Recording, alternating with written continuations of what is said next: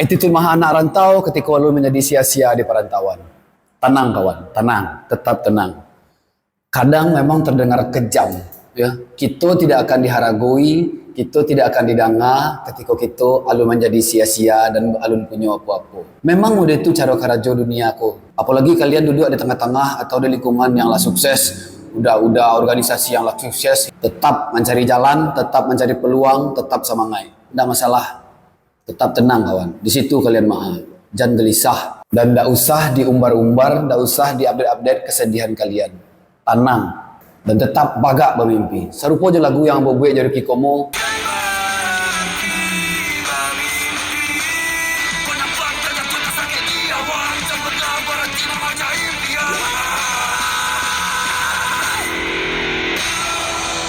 Buktikan kepada sia-sia memandang rendah kalian.